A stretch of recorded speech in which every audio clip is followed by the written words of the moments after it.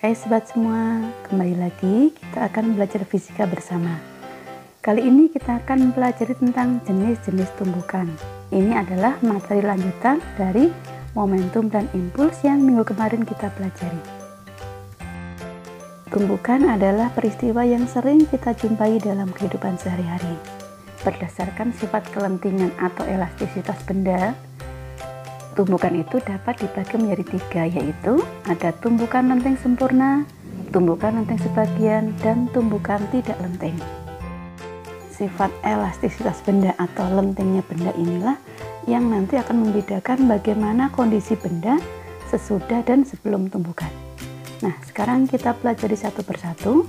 Tumbukan lenting sempurna merupakan tumbukan yang energi kinetiknya itu kekal, sehingga pada tumbukan ini, benda sesudah bertumbukan dan sebelum bertumbukan itu akan memiliki energi yang sama, atau berlaku hukum kekekalan momentum dan juga hukum kekekalan energi.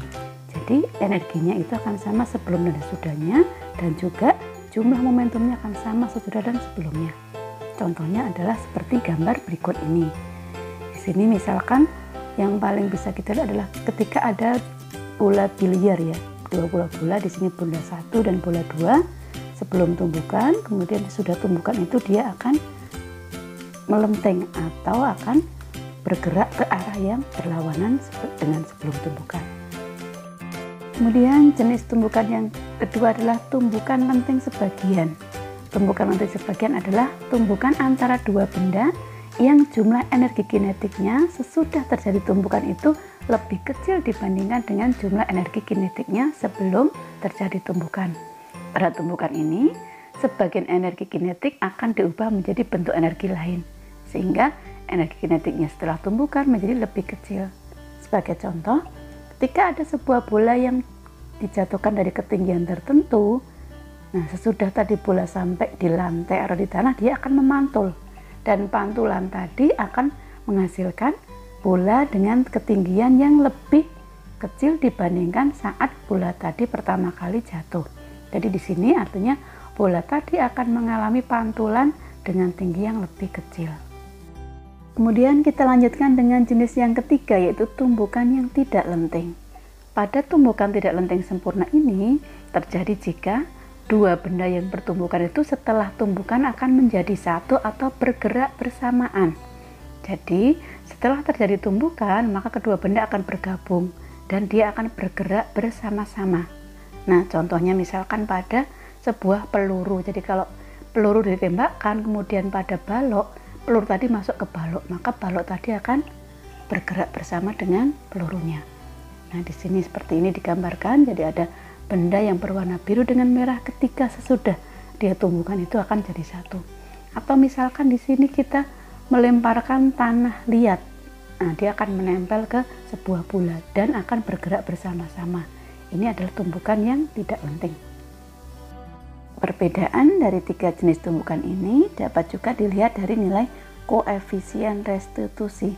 Apa itu koefisien restitusi? Yaitu adalah perbandingan antara besar kecepatan relatif kedua benda setelah tumbukan dan sebelum tumbukan. Jadi secara matematis koefisien restitusi dirumuskan dengan huruf E. E sama dengan min delta V aksen dibagi delta V.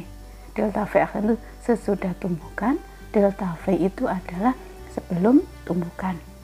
Jadi untuk nilai koefisien restitusi untuk masing-masing tumbukan adalah sebagai berikut. Untuk tumbukan lenting sempurna itu memiliki nilai koefisien restitusi atau E sama dengan 1. Untuk tumbukan lenting sebagian, besarnya koefisien restitusi antara 1 sampai 0. Sedangkan untuk tumbukan yang tidak lenting, koefisien restitusinya sama dengan 0. Dan perlu diingat bahwa pada semua tumbukan itu akan berlaku hukum kekekalan momentum. Jadi momentum benda sesudah tumbukan itu akan sama dengan sebelum tumbukan. Itu akan berlaku untuk seluruh jenis tumbukan, baik lenting sempurna, lenting sebagian, maupun tidak lenting.